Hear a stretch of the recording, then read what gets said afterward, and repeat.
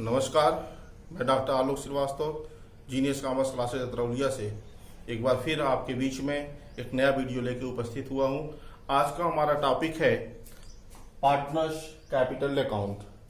Partners capital account जो कि बहुत ही इम्पोर्टेंट है कॉमर्स के बच्चों के लिए अकाउंटिंग में, वो चाहे यूपी बोर्ड के बच्चे हों या सीबीएसई बोर्ड के बच्चे हों, दोनों के लिए बहुत ही इम्पोर्टेंट है। आप फंडामेंटल पढ़ते हैं, पार्टनरशिप एडमिशन पढ़ते हैं, रिटायरमेंट या डेथ पढ़ते हैं, डिसोल्यूशन पढ़ेंगे, हर में आपको पार्टनर्स कैपिटल अकाउंट बनाना होगा।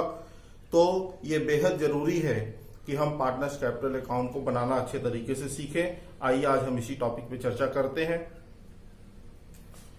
देखिए, यहाँ पे पार्टनर्स कैपिटल अकाउंट जो होता है दो फॉर्म में, दो तरीके से या दो मेथड से तैयार किया जाता है। सबसे पहला तरीका होता है फिक्स कैपिटल अकाउंट और दूसरा होता है fluctuating capital account. Fix capital account का मतलब स्थिर पूंजी, जिसमें पूंजी फिक्स होती है, कैपिटल फिक्स होता है। कैपिटल फिक्स होने का मतलब ये कि बिगिनिंग ऑफ द ईयर, वर्ष के शुरुआत में जो कैपिटल है वर्ष के अंत में भी उतना ही कैपिटल होता है, यानी कि कैपिटल के अमाउंट में किसी प्रकार का चेंज नहीं होता। या इस प्रकार से कहा जा सकता है कि फर्म के अन्य लेन देन का कोई इफेक्ट कैपिटल पर नहीं पड़ता। केवल कैपिटल से ही रिलेटेड अगर कोई अमाउंट है, जैसे किसी पार्टनर से और एडिशनल कैपिटल ऐड कर दिया, यानी अतिरिक्त पूंजी लगा दी, या अपने कैपिटल को विड्रॉ कर लिया, पूंजी निकाल ली, तो उस कंडीशन में कैपिटल इफेक्टिव होता है।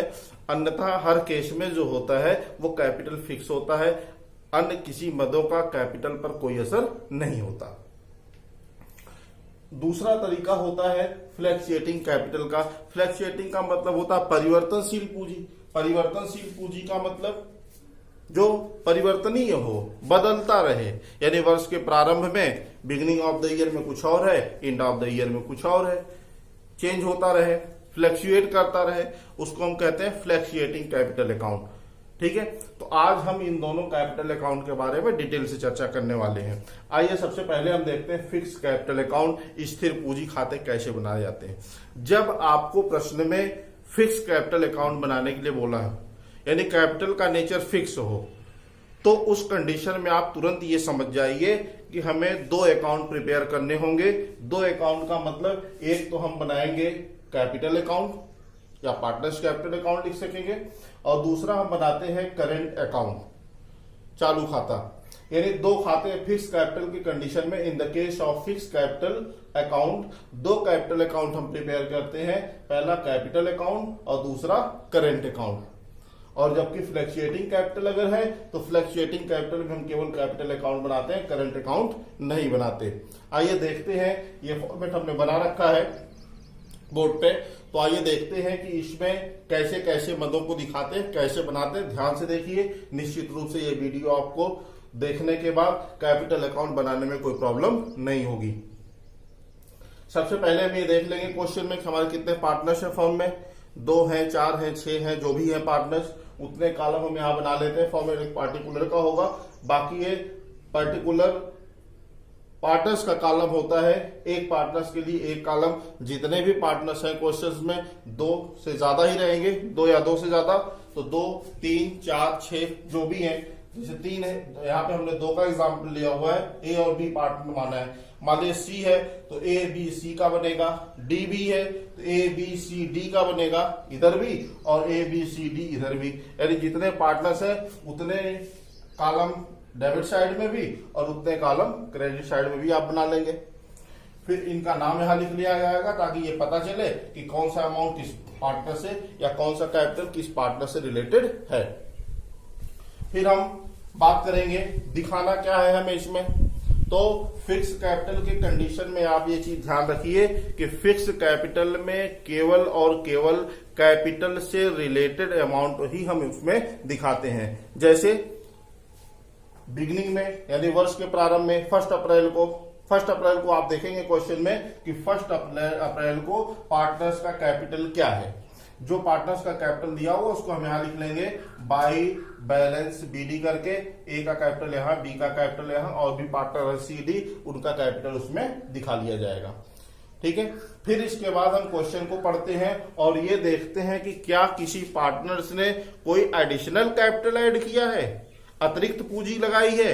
अगर किसी पार्टनर्स ने अतिरिक्त पूंजी यानी एडिशनल कैपिटल ऐड किया है तो उसको हम बाई कैश या बैंक करके दिखाते हैं। जैसा भी क्वेश्चन में दिया रहा है, अगर बैंक दिया हुआ तो बाई बैंक करके दिखाएंगे और कैश दिया हुआ तो बाई कैश करके दिखाएंगे। जरूरी नहीं कि सभी ने लगाया हो, केवल ए ने लगाया है तो ए के अमाउंट में दिखाएंगे, बी ने लगाया है तो बी के कॉलम में दिखाएंगे, ए बी दोनों ने लगाया है तो दोनों के कॉलम में दिखाएंगे। यहां हमने नीचे लिख लिया एडिशनल कैपिटल। एडिशनल मतलब अतिरिक्त पूंजी अगर वो लगा रहा है तो।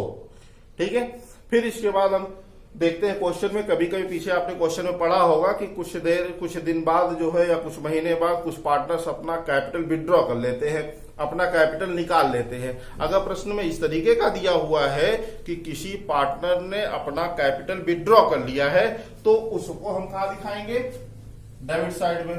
यहां क्या लिखेंगे, टू कैश और बाई कैश। टू कैश लिखेंगे या बाई कैश लिखेंगे according to question. Withdraw capital, withdraw capital जो भी होगा, ए ने विड्रॉ किया तो ए के कॉलम में दिखाएंगे, बी ने विड्रॉ किया तो बी के कॉलम में दिखाएंगे। इसके अलावा और कोई भी मद यानी और भी कोई आइटम या पार्टनर्स कैपिटल अकाउंट में हमें नहीं दिखाना है, ये ध्यान रहे। फिर इसके बाद हम क्या करते हैं, इसको बैलेंस कर लेते हैं। डेबिट का जोड़ लेंगे, सॉरी क्रेडिट का जोड़ लेंगे। हमेशा क्रेडिट का अमाउंट ज्यादा होगा, इसको हमने जोड़ लिया। जोड़ के हम ए का टोटल यहां लिख लेंगे, बी का टोटल यहां लिख लेंगे, यही ए का टोटल यहां लिखेंगे, यही बी का टोटल यहां लिख लेंगे। और फिर इसके बाद अगर डेबिट साइड पे भी कोई अमाउंट है, चूंकि उसने विड्रॉ कर लिया है तो विड्रॉ कर लेने का मतलब उसकी पूंजी, उसका कैपिटल पहले से कम हो जाएगा। तो अगर कम हो जाएगा तो हम क्या करेंगे, माइनस कर लेंगे।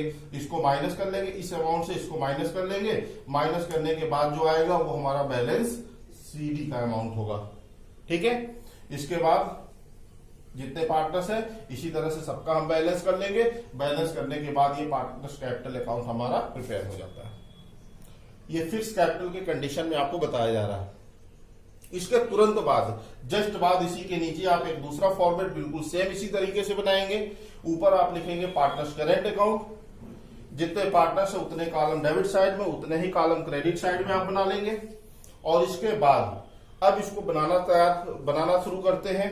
तो इसको बनाने के लिए, इसको तैयार करने के लिए सबसे पहले आप ये क्वेश्चन में पढ़ के देख लीजिए कि क्या करंट अकाउंट का भी बैलेंस दिया हुआ है।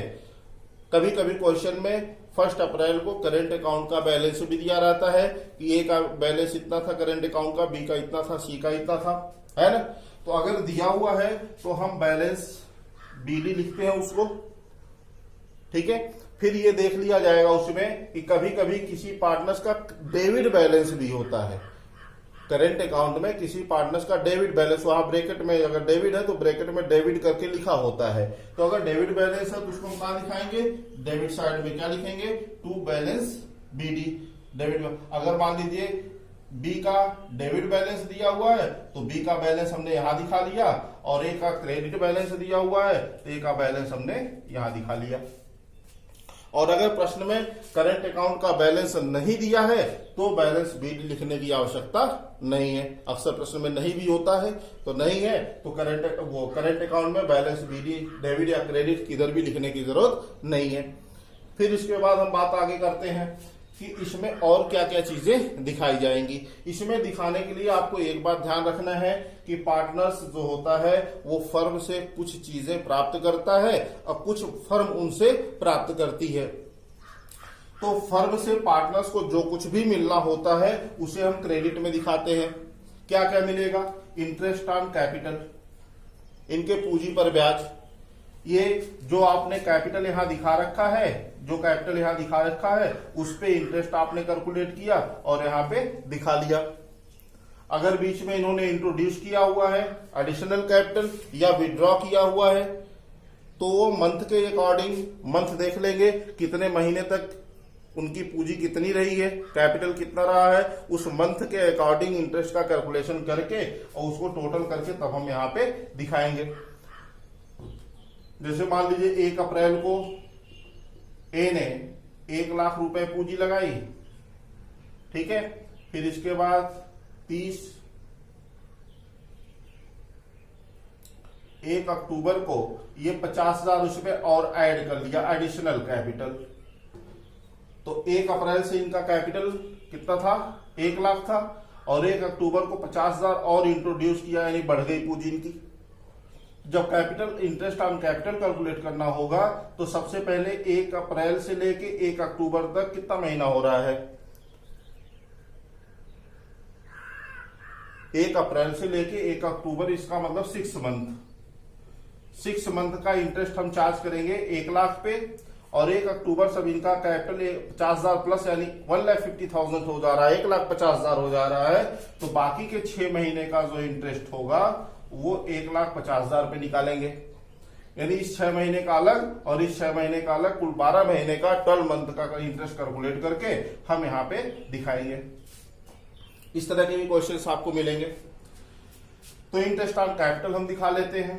फिर इसके बाद हम देखते हैं प्रश्न में, इसके पहले पिछले वीडियो में आपको बताया गया था पीएल अप्रोप्रिएशन अकाउंट बनाना। तो पीएल अप्रोप्रिएशन अकाउंट बनाने के बाद का ही प्रोसेस है ये कैपिटल अकाउंट तैयार करना। जब हम पीएल अप्रोप्रिएशन अकाउंट बना लेते हैं तो उसके बाद कैपिटल अकाउंट बनाना इजी हो जाता है। फिर आपको क्वेश्चन देखने की जरूरत नहीं है, आप पीएल अप्रोप्रिएशन के डेबिट साइड में देखिए। डेबिट साइड में अगर इंटरेस्ट ऑन कैपिटल लिखा हुआ है तो उसको हम डेबिट से किधर ट्रांसफर कर लेंगे, क्रेडिट साइड में बाय इंटरेस्ट ऑन कैपिटल।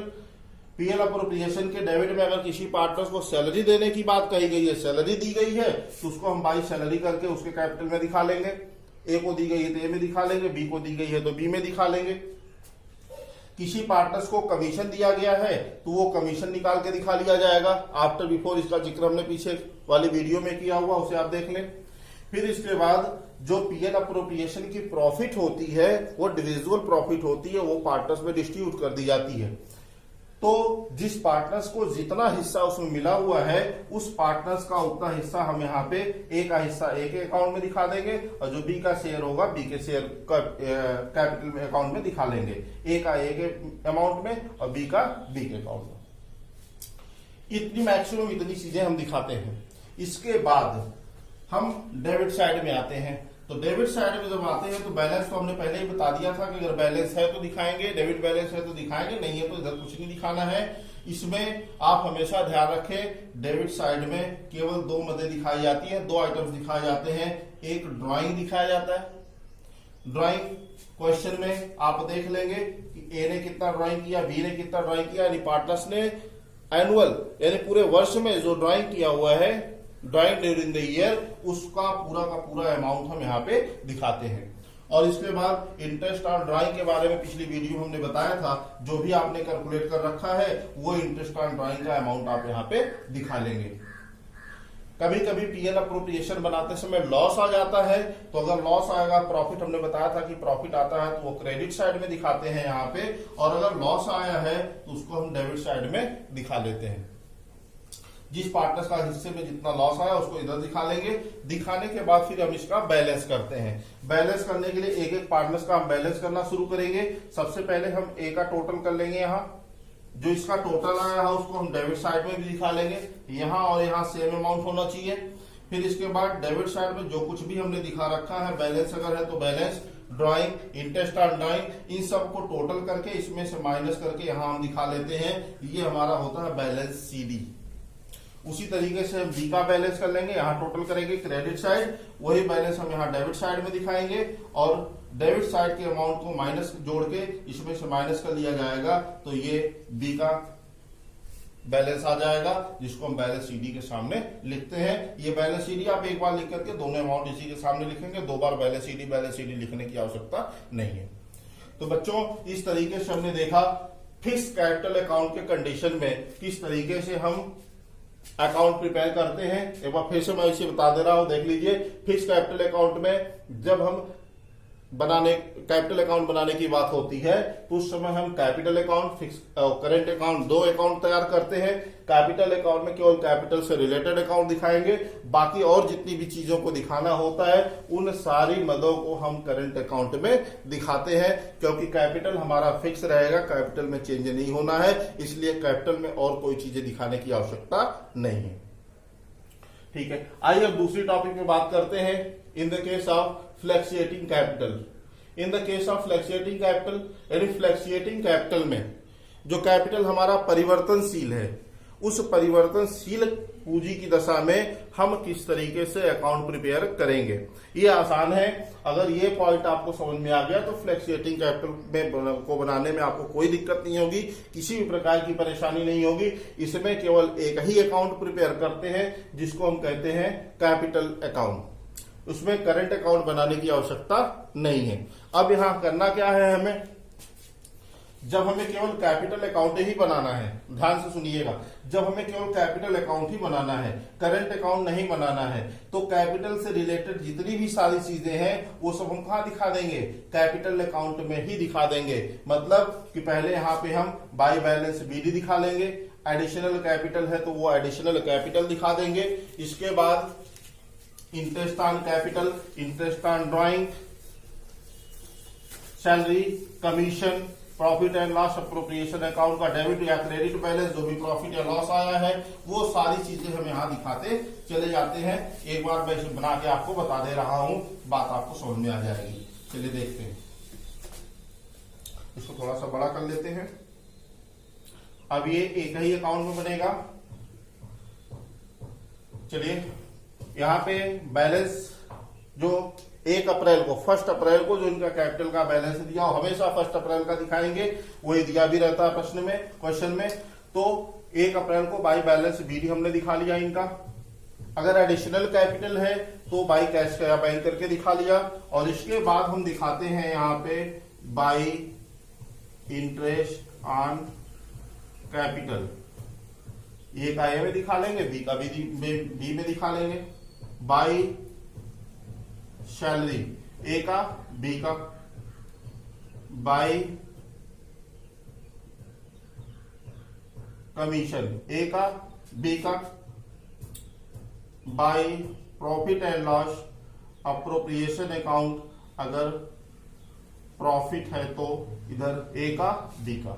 ये सारी चीजें यानी करंट अकाउंट की जो सारी मदें थी वो ट्रांसफर होकर कैपिटल अकाउंट में आ जाती हैं, क्योंकि अब अलग से हमें करंट अकाउंट तो बनाना नहीं है। तो जो चीजें हमें करंट अकाउंट में दिखानी थी वो सारी की सारी चीजें हम कैपिटल अकाउंट में दिखा लेते हैं।